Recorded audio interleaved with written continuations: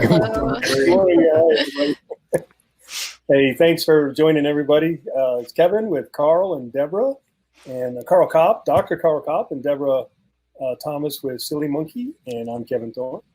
And as you know, we've done this Step Away, which is a completely 100% immersive creative design process event that we held down in Orlando last year, and it was an amazing event.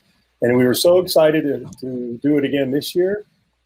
However, under the current global circumstances, we made an early decision to go ahead and we didn't cancel. We actually moved it to 2021. So we're still going to do the, excuse me, we're still going to do the immersive in-person event in Orlando in 2021.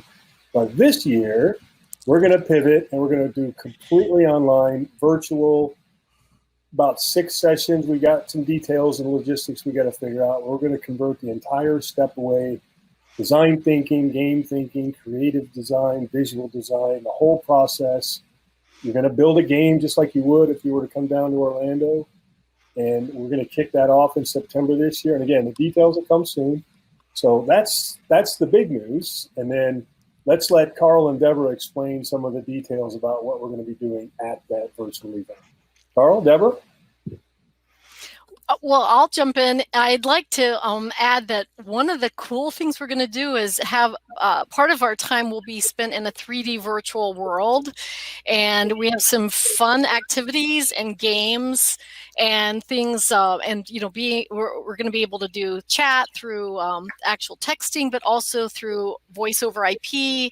And so we've got a lot of great activities and things built into that world. So it will still be immersive with people. You'll just look funny. You'll look like an avatar.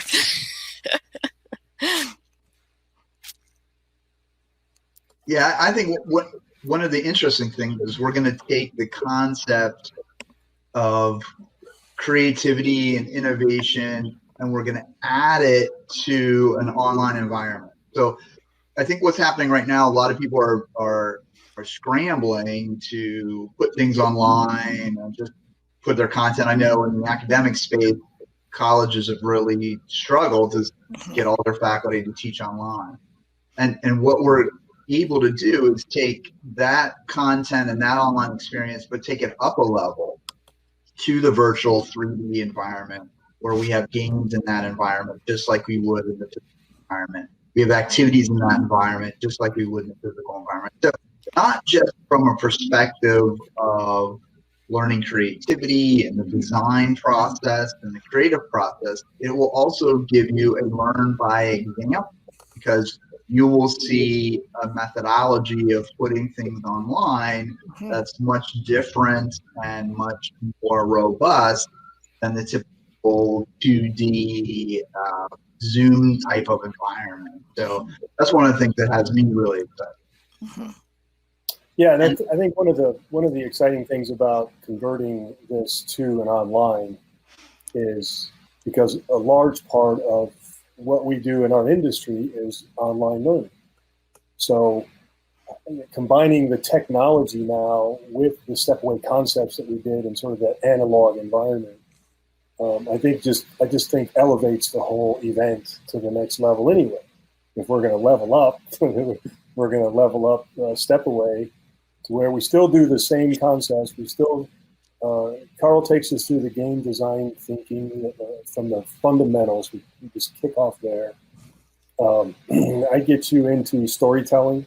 How do we break down a problem, or how do we break down and create some kind of a story? Because we need, as instructional designers and our learners and our audience, being relatable to that audience is paramount for them to,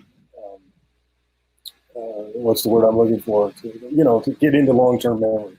So when we can relate stories back to that, and I'm not just talking about, fantasy stories and things like that, but it's about storytelling. And then we get into visual design, and then visual communication, visual thinking.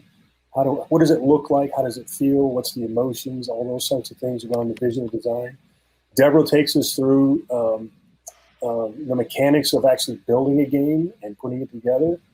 And then in the end, part of the problem, part of the completion of this, what you do is an actual physical artifact. And I think this is my favorite part, is that throughout the process of learning all these components, you actually build a card game.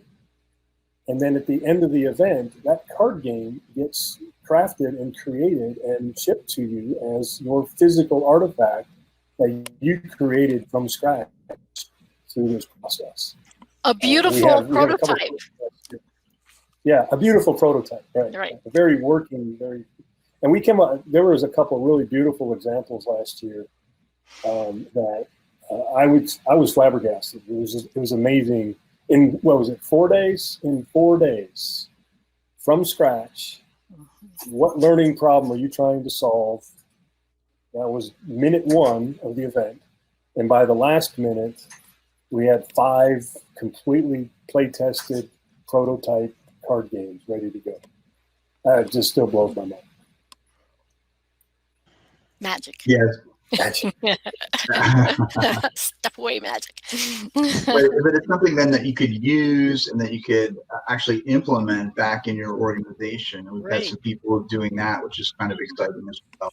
So I think that's a good thing. And then this year also, a neat thing about the event is you'll get a care package before the event even starts.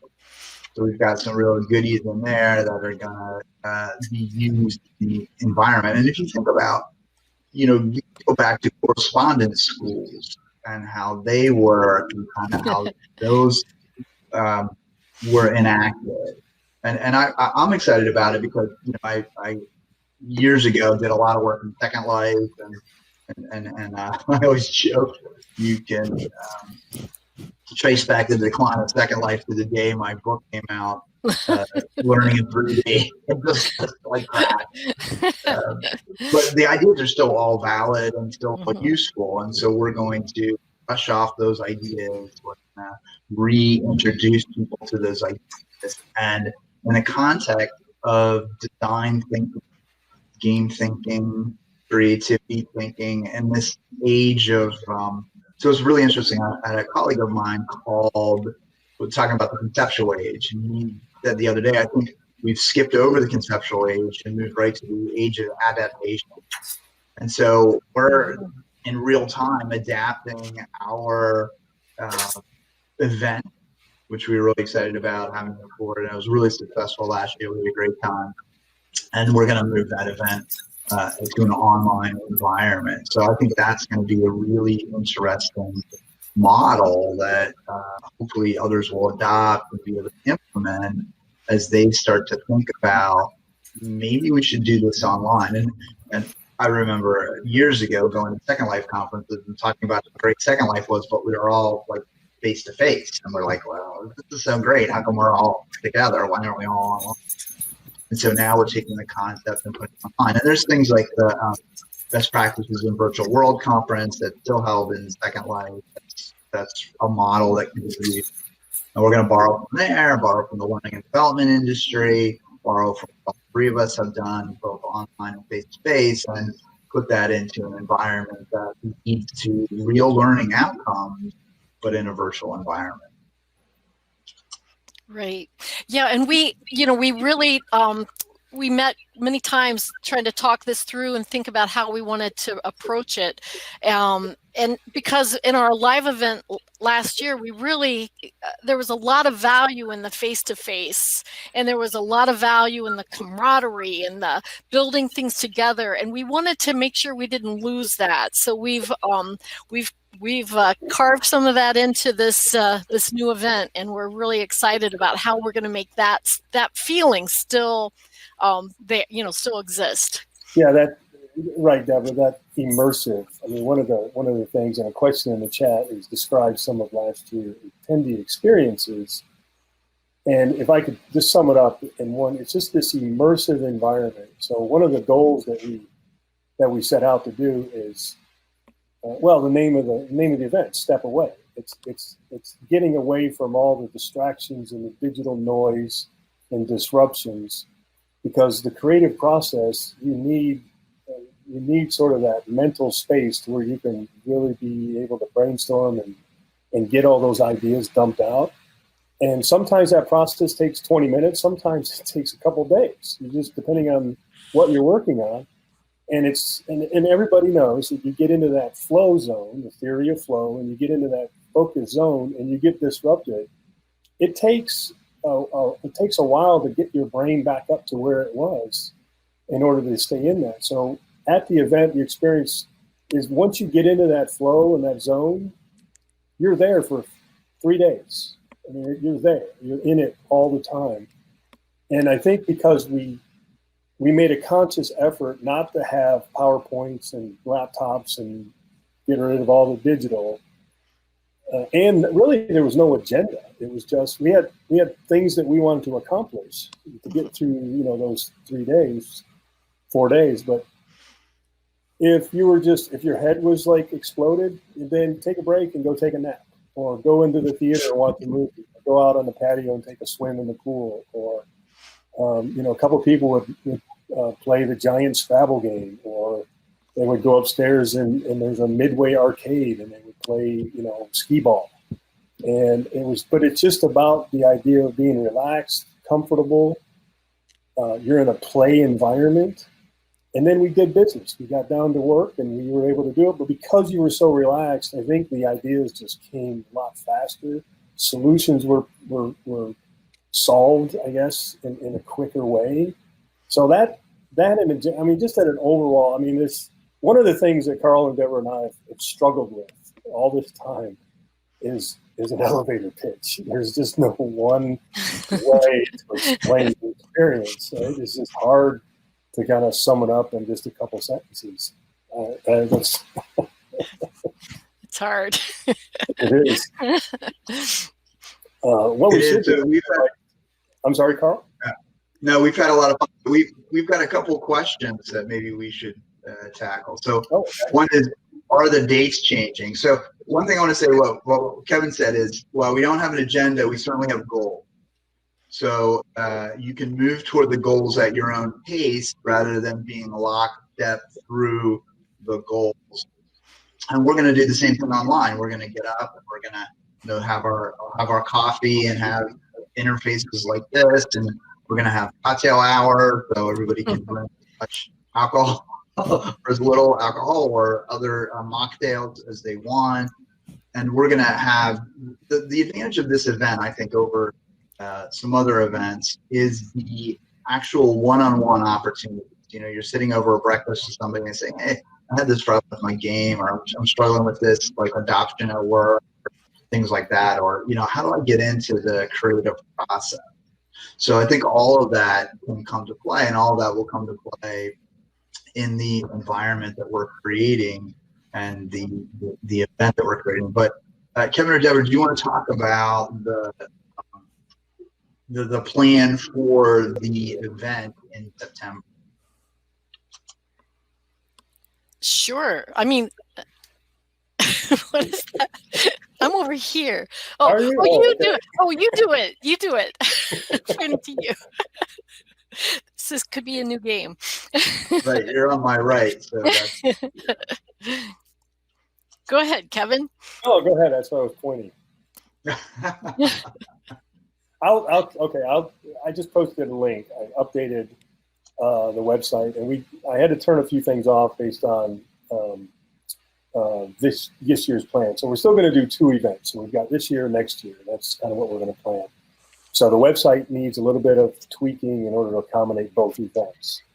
The dates for both events are in the website. So this year, it's September 6th, kicks off like a reception, just like we would have done at the in-person event.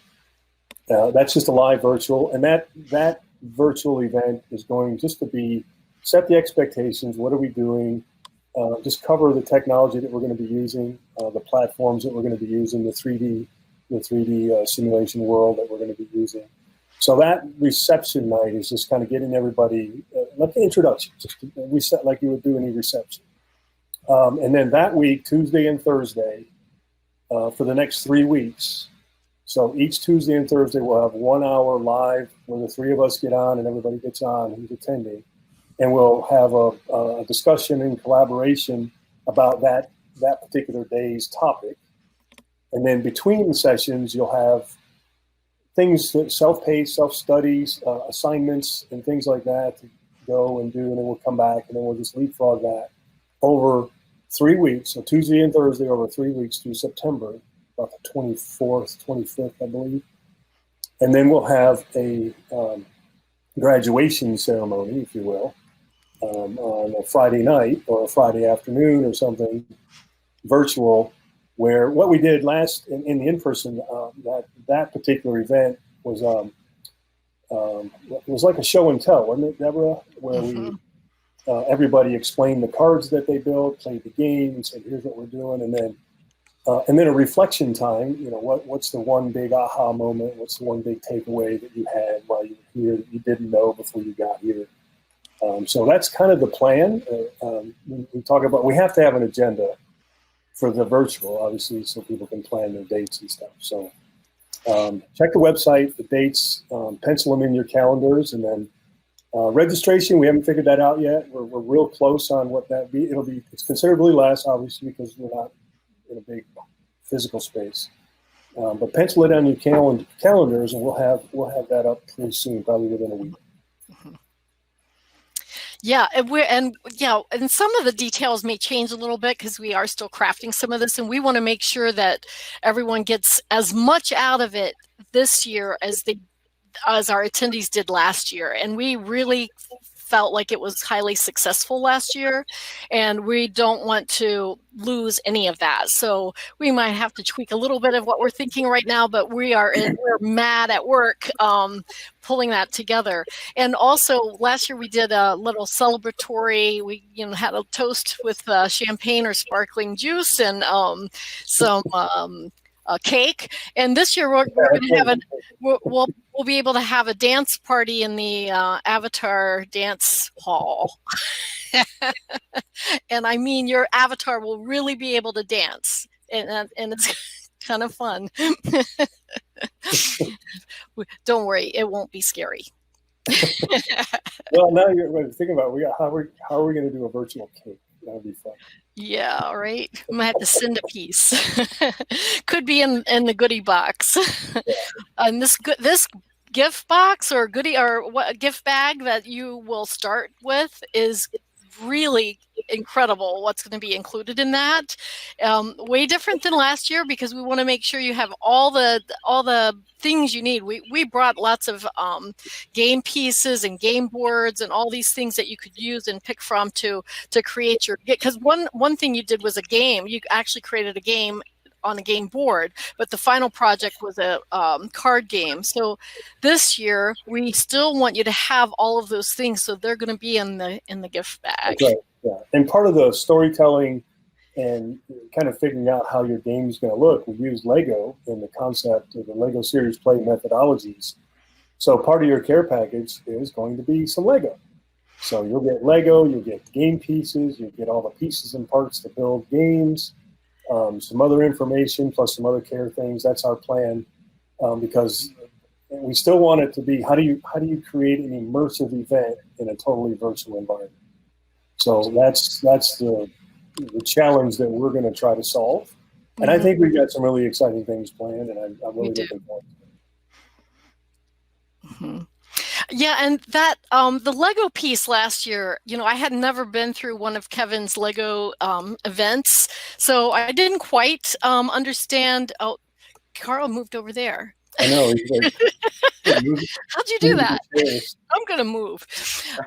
So last year, I went through that for the first time with everyone else, and I was amazed at how much I got out of thinking through the strategy of the problem I wanted to solve through using Lego.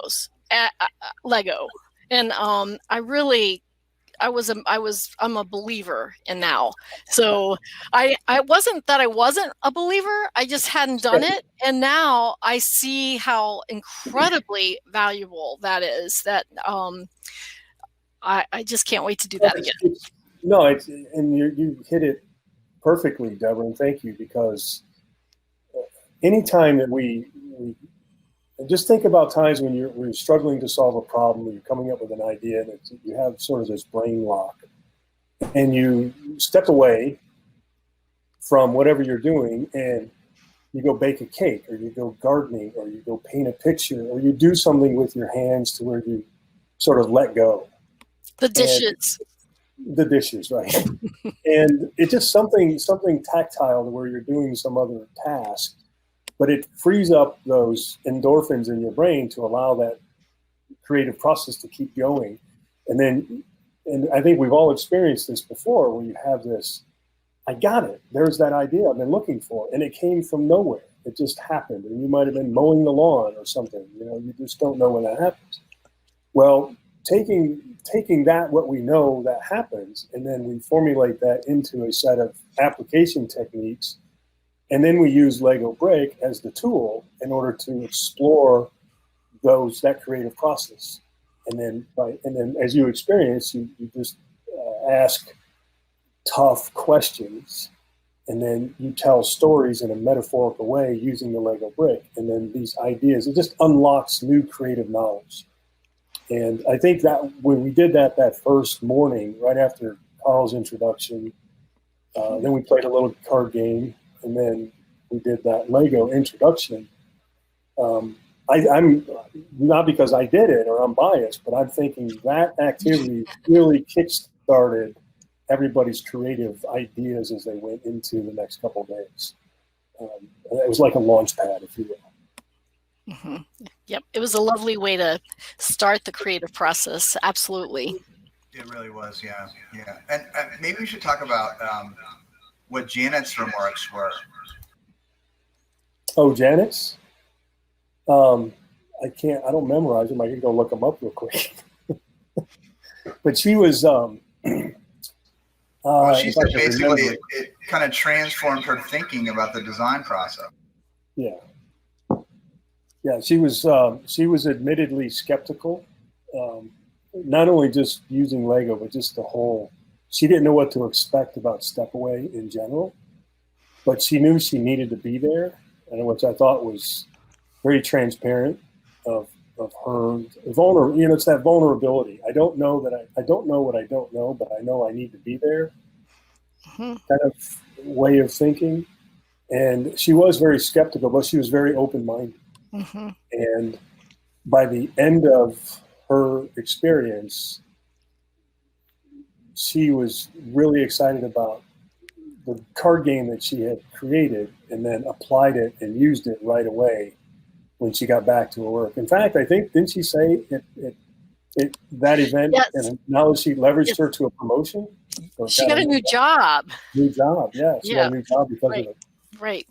Yay! Yeah, she credits that. Yep. Yeah, so Alex just asked, we're pivoting, Alex. So Alex's question is, are you guys going COVID-19 mode or still holding it on site? And the reason, when we started this discussion, that was our pivot. We are moving it online to a virtual event this year in 2020. And then we're still holding it on site back in Orlando, same location, roughly the same week in September in 2021. So we're going to do this year online, and then we're going to plan to do it on site again next year. Or maybe both next year. Yeah, who knows? And online means that it will be maybe some events like this. We're still sketching out some of it. We have a really good idea of how we're going to make this work. But part of it is going to be in a 3D virtual world. And so that piece is where you'll get to really communicate with each other.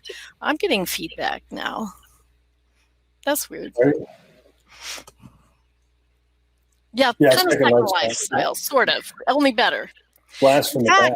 In fact, there's so you're going to get some Lego bricks in your gift box, but you're going to also be able to play bricks in the 3D world. So we'll have it there as well. So this is going to be so cool. One of the other things too, I think we didn't, where we're going to add, I think, to this time is a lot of reference material. So between the live sessions and self-study while you're working on your assignments is just feed you with a lot of reference material. And the evidence, all of the research articles and different evidence that backs up everything that we're trying to explore and what we're trying to teach and what you're discovering. So you'll have basically a library of content after the fact that you can pull from after the event. Okay, yeah. So hopefully my echo is it's my gone. feedback's been, yeah, boy.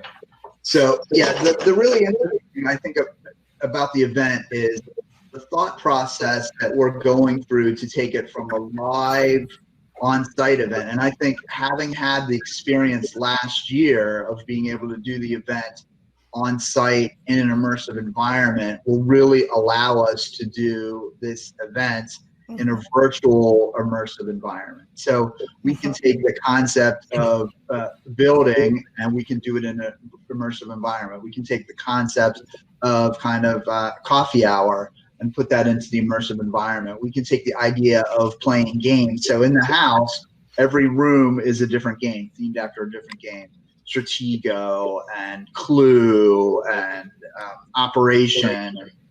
On And we and can on. do on and on. I mean, it's amazing. If you get a chance after this whole craziness, go to the house because it's awesome, and go to it while we're having this workshop. Go 2021 with 2021, right? So the idea though is that you can take those same concepts and transfer them online. Is it exactly the same? No, but does it have elements of familiarity, elements of what has to happen in the future? And again, it's really fascinating to me from the academic perspective. I've been teaching online learning for 20 plus years.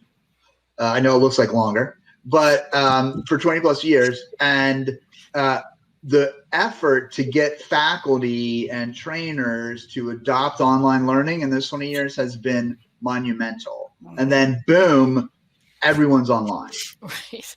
And I spent entire last week triaging faculty at Bloomsburg, helping them get online. And to their credit, I mean, I was on a call with a American Sign Language professor who does not hear, and an interpreter, and trying to explain how to set up breakout rooms in Zoom. So I mean, it was a whole kind of really interesting thing. So the transfer to online is going to happen. Some people will go back, but Pandora's out of the box. So this is a methodology, this workshop of taking those concepts that we've done online in a really highly immersive environment and moving that online in a really highly immersive environment. So and it's a hybrid environment. We're going to use Zoom. We're going to use a 3D virtual environment. We're going to use manipulatives that were sent to your home and all of that kind of stuff. And guess what? You're going to be using that at work too.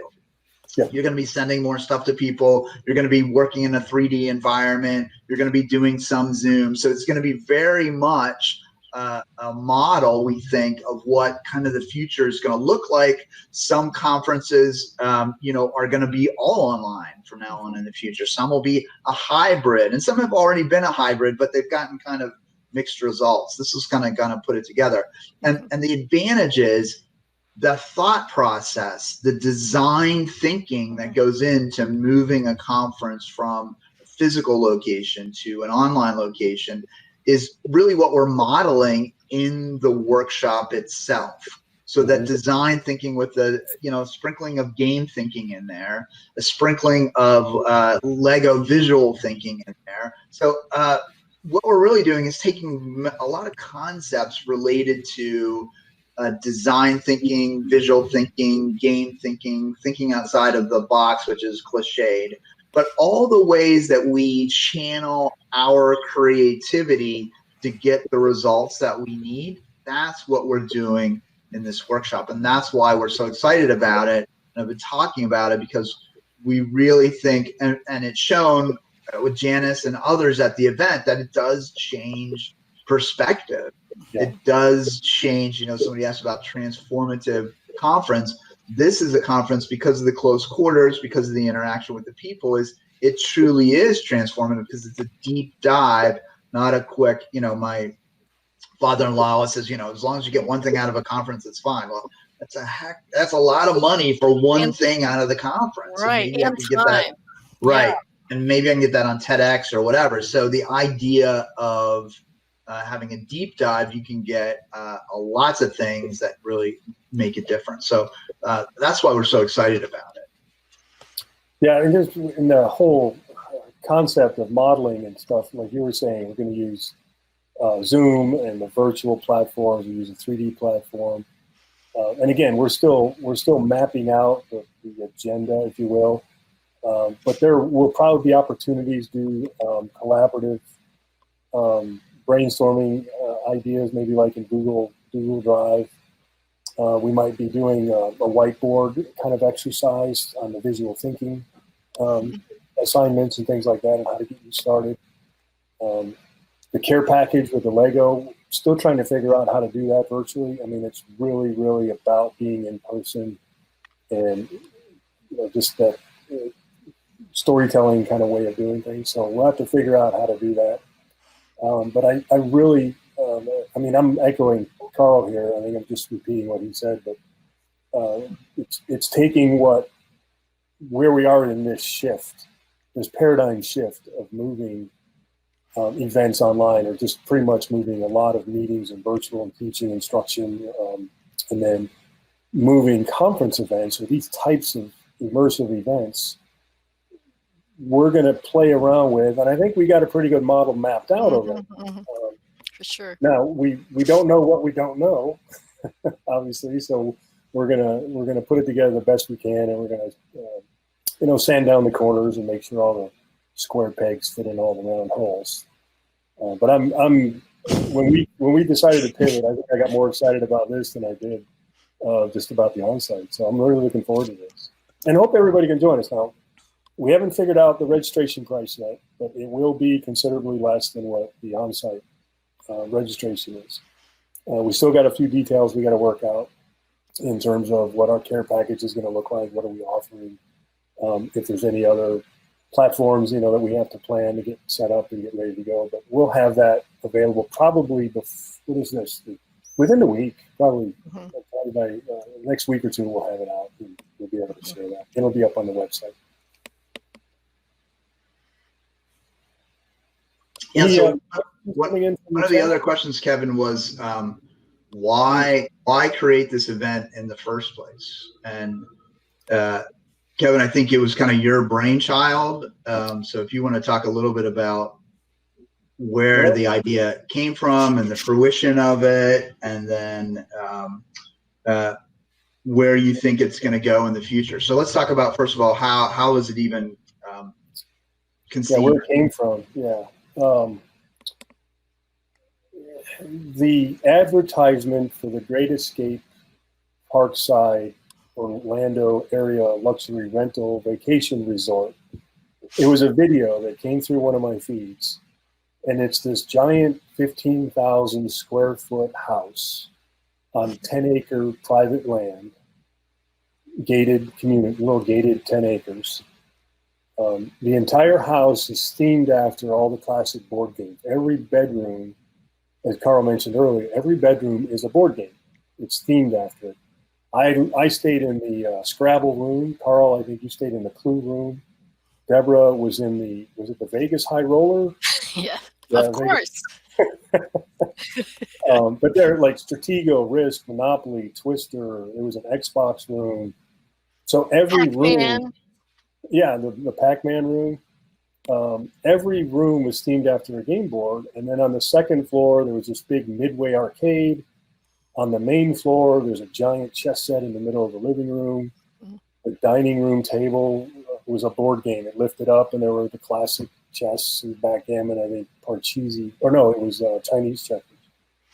But it was that video or that ad come by, and I thought, wow, and then I don't know, it dawned on me. I thought, what if we took the game design workshop that Karl does and the visual design and Lego Series Play Workshop I do, sort of that tactile. What if we mash those two together and slam them into an immersive space? Because if you think about typical pre-conference workshops, they're in a conference room or a conference hotel, high ceilings, fluorescent lights, a typical environment. It doesn't matter what the subject is, the environment is always the same. Whether it's project management, whether it's learning software application, whether it's a game design workshop, the environment is exactly the same every time you go to a pre-conference workshop. So I just messaged Karl and I said, what if we mashed our events together in a something longer than one day? And what if we did it inside a game house? And then I remember Karl's response, you had me at game house. So we got on the phone real quick, called down there, checked out what it would cost to reserve. And I think we had to wait 18 months because of the initial, because this was back in late 2017, I think it was, when we first come up with the idea. And we got on the registry. We had to wait 18 months to get the dates. Actually, we got the place we ended up was a brand new house. Mm-hmm. So they made us an offer if we wanted to wait until the fall of 2019, we could go into the new house. So that's how we ended up going there. But then the why goes back to the why. It's about getting away from that standard environment. And you can learn, and just think about all the times you've gone to these types of workshops and you're excited, you're immersed, you're having a good time that day. But then right after that workshop, you go right back into, well, now I got to put my conference hat on because now I have to think about the sessions I'm going to. So all of the stuff that you learn, it's you don't have a chance to get it embedded into your long-term memory. You don't have a chance to apply it right away, and you don't have a chance to really get it into the point where you can really kind of reflect on it. And even if you say, it's like, oh yeah, I'm going to take this back and I'm going to build something when I get back to work, but then you have all of the other distractions, disruptions, and other responsibilities, so you may not be able to get off the ground as fast as you had wanted to right when you get back to your workplace. So one of the goals is we're going to teach you the application techniques, but you're also going to apply those techniques and in the moment that you're there, and it's going to take longer than one day. So we need a couple, 2, 3, 4 days to do that. And that was the why. That's why we put it together. And I think, again, we've got one of these events under our belt, and I couldn't be proud or more excited to partner with you two, Karl and Deborah. And in my book, it's a success so far. And I'm just looking forward to where this is going to go or how it's going to go. I'm not sure. Where do you see it go from here, Deborah, from Karl and Deborah both? Where do you see it going as we evolve to an online and still planning on doing an on-site? And is there an opportunity to mash those two together? What are some other ideas we're thinking about going forward? My mind is exploding because there's so much that we can do with this that for this one, we have to really think about the container and get it done and have something super great in place quickly. But there's so many ideas that it's endless, really. And I can't even begin to tell you. So, even for the on-site location, we were mapping out some new things this year that were, we hadn't done last time would make it even more memorable. And that's the whole point, is remembering what you're learning, right? So it's just endless, and I don't know if I can articulate it at this point, but I know there's no end to it. Well, I might say that one more time. Karl had some ideas too, and we were talking about, Karl, if you want to expound on, we're talking about right now our audience is learning and development professionals, but we had talked about other things like executive leadership, or strategic leadership or strategic thinking, or bringing in other events. Dare I say the word team working, getaway retreats. but more like a retreat, a design thinking retreat, things like that. And Karl, you had some ideas around that. Yes, I think we have ideas in a number of directions. So, and the last time we were fortunate to have someone from outside our industry, he attended and added a great richness to the event. So we really want to spread not just L&D folks, but a lot of different individuals from operations, from supply chain, from the sales side. I think there's a lot of synergy that, and to use a big word there, or an overused word, but there's a lot of synergy that can happen as people work together. From the technology standpoint, at some point we're going to go to the VR goggles. We actually had someone set up to do some VR experience. So the immersive experience. And again, because we're going to blend it with the technology and with, eventually back to face-to-face, we're going to be able to have these small targeted experiences that people are going to go through. So we're kind of excited about that. And we really think it's going to have a good focus in terms of what people are looking for, what people want. And I was thinking, as Deborah and Kevin were talking, really wanted to see what your thoughts were. We've got like 40 people here, and we've been talking the whole time, but I'd love to see some concepts of what you'd like to see from an event like this, or what kind of experiences that you'd want to have both online and face-to-face. I think that would be kind of interesting. So if anybody wants to, you can type in or just give us your thoughts on that. I think that would be really interesting. Yeah, I'll ask a question in the question.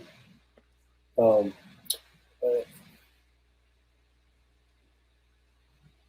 is hard fun? Hard fun is a creative experience that pushes you out of your comfort zone. So you're having a good time, you're learning, you're not bored, you're not frustrated, but you're just at the edge of, this is hard, but I'm enjoying it because I'm learning a lot. So it's right on the edge of your comfort zone, just pushing you just a little bit farther. And that's the other thing we learn when we're pushed out. If you're always comfortable in that learning process, you won't learn as fast and as much. So we learn a little bit from Deborah. She pushes you a little far. Karl teaches you a little bit. He pushes you a little bit outside of that zone. And then we switch back and forth, and I'll do the same thing. And then we'll come back together and mash those two together, or mash all of that together to where you now apply that. And then those are when those aha moments start to happen. Mm-hmm. Yeah, Hey, so Dan asked some great questions. Yeah, so one of the things that we discovered, I think accidentally, but very quickly adapted to, was, hey, the visual design process, hey, the game design process, hey, the process of thinking with Lego, that's a very similar process. That's the creative process. No matter what you're doing, you've got to go through that. And so that for us was a big aha to say, look, we want to talk about how do you gen up that process so that you can create. And there's a myth that creative people sit around, waiting for this divine intervention to give them this spark of creativity. You can wait an awful long time for that to happen. So what we really have done in the workshop, and what we're focused on this year, is how do you help people reproduce the creative process again and again and again, regardless of what the outcome needs to be, whether it needs to be a game, whether it needs to be instruction, a cartoon, a graphic novel, anything like that. And so that's why we're having a little bit of trouble, Kevin said, kind of getting our arms around, because it's more than design thinking. It's more than creativity. It's more than innovation, but we're just not sure exactly what to call it. It's really developing a reproducible creative process. And you that's can develop that's the best elevator pitch I've heard yet. What's that, Kevin? I said, write that what you just said down, because that's Right, yeah. It's really reproducing a creatable process. Hopefully, we could see the recording. So yeah, that's really what we're all about, and that's what we kind of saw in the house. And the interesting thing is being around people thinking about that and taking that apart really helped focus our thinking and focus their thinking. And we've had a couple of people from last year say, hey, how can I be involved this year? Like, how can I do something? Because it really opened my eyes that I'm using this process and it's not this mysterious black box. It's something that actually leads to a productive outcome. And I need to do that again and again and again, and a productive outcome in kind of an interesting and fun way. So, Dan, such good questions. We thought about, it doesn't have to be game design. It doesn't have to be visual design. It doesn't have to be design thinking. It doesn't have to be, whatever. It can be writing a book, for example. As you go through that process, there are ways to capture that process in a bottle and then reproduce that. So that's kind of what we came up with. And that's kind of, I think, really exciting about the whole thing. Yeah, the repeatable part, I think, is a key term, because what we teach are the application techniques and about that creative process. So you take any problem, and that was one of the things we kicked off. Identify a problem you're trying to solve. And that was your problem. And then through that week last year is we taught all of the application techniques, and we used the different tools. We used game thinking as a tool. We used Lego Serious Play as a tool. We use visual thinking as a tool, and we presented all these different ways to kind of go through that creative process, so that when you leave and when your aha moment, when you take that away, it's like, okay, I'm not as intimidated about attacking a complex problem now. Now I know how to attack a problem that I need to solve in a creative way. Here are some tools that I've learned how to use, and here are some application techniques that I can put into play. And as Karl had mentioned, we have folks from last year actually put those into practice as soon as they got back, and we still get feedback from them. It's like, oh, I just want to update you. I just used this process I learned, and it really helped me solve this problem I had at work. So that's probably the most exciting thing, is to actually see that it's working in the real world.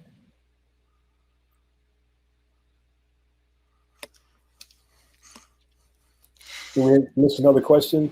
Fingers crossed for 2021. Betty, love to have you down there. Join the online one too this year too. Yeah, we're really, our goal is to imitate the physical experience online.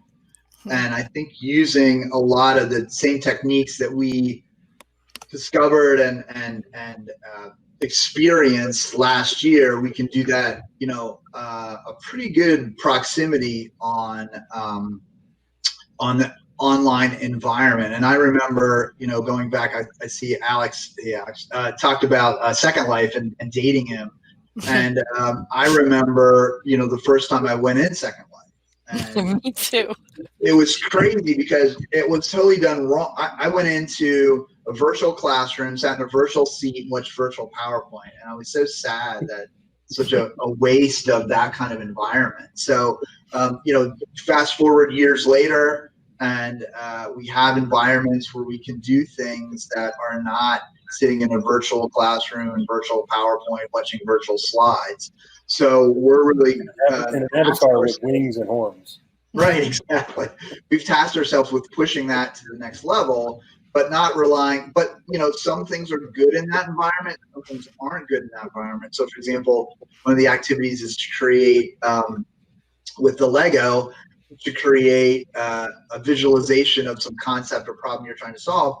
Now we can hold that up to the camera and look at it. So maybe that's not best in a 3D virtual world. That's best in kind of an environment like that. So we're really parsing out what technology will work best for what instructional outcomes, and what instructional technology will help folks understand kind of what we're thinking about. As Betty said, what is it? Design differently, think differently, design differently. Yeah, I like that tagline. So that's kind of what we're striving for, and I think we're in a pretty good position to make that happen. And very excited about the possibilities of really helping people to decide both the design process, but also the instructional process that goes with it. Because when we design instruction, that's a design process. Mm-hmm. So we're going to pull back the curtain and say, this is how we've done this. This is how we've gotten to this particular point.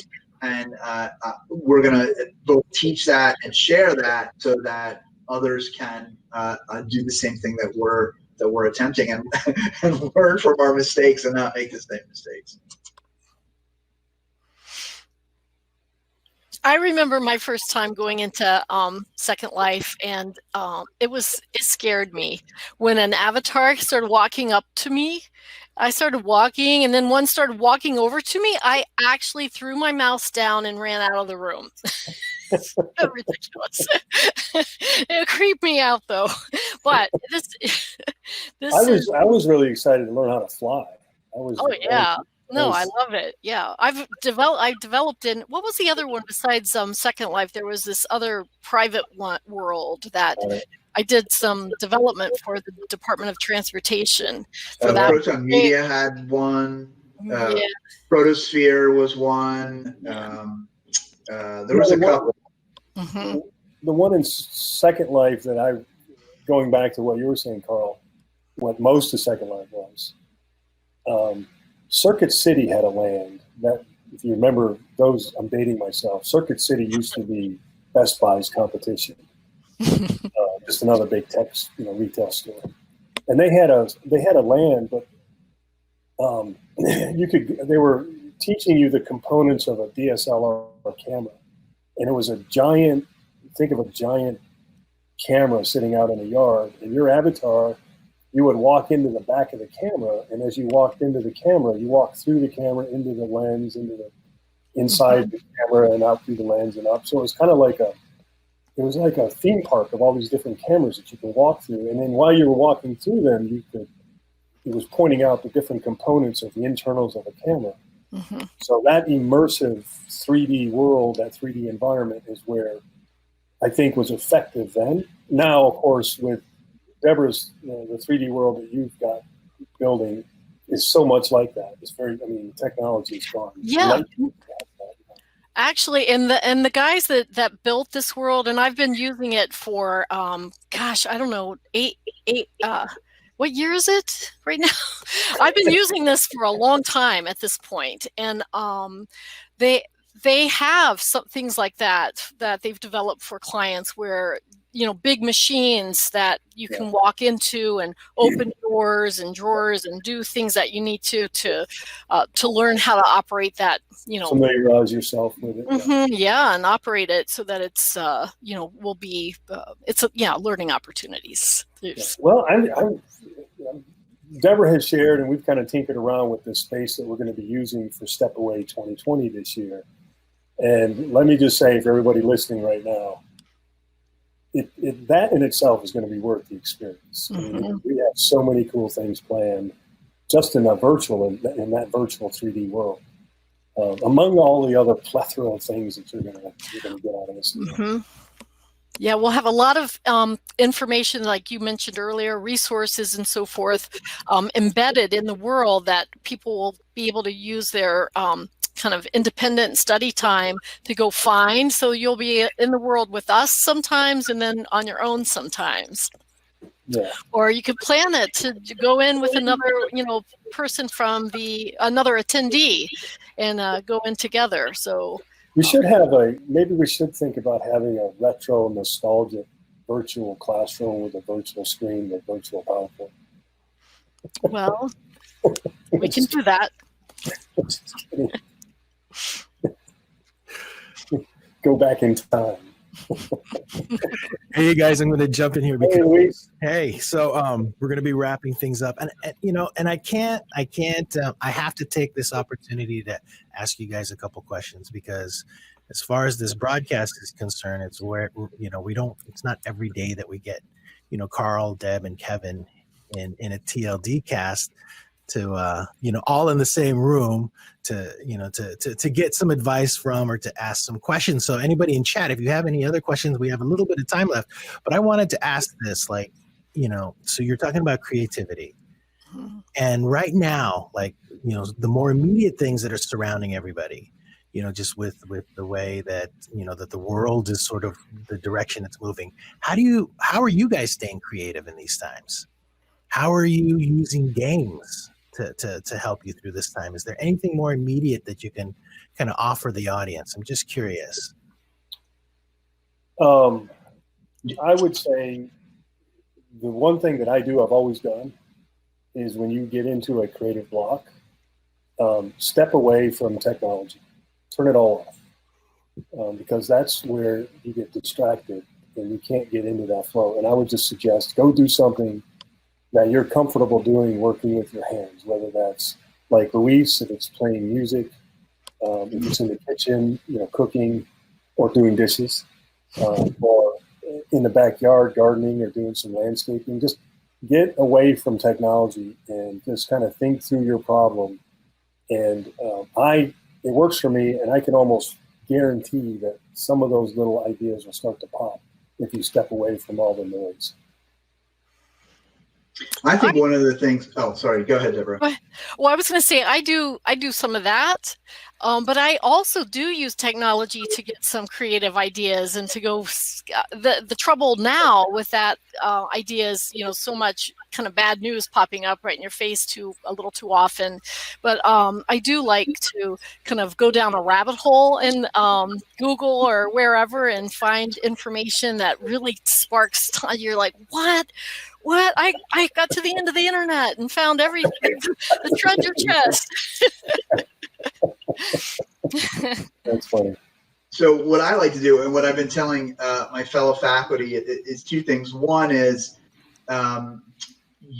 faculty members need to embrace this technology and not fight it, but do it in a partnership with your students. So instead of saying, okay, I have to know how all this technology works and I have to be the master of the technology, I say, hey, why don't you take an exercise that you've done online or in the classroom and crowdsource it to your class?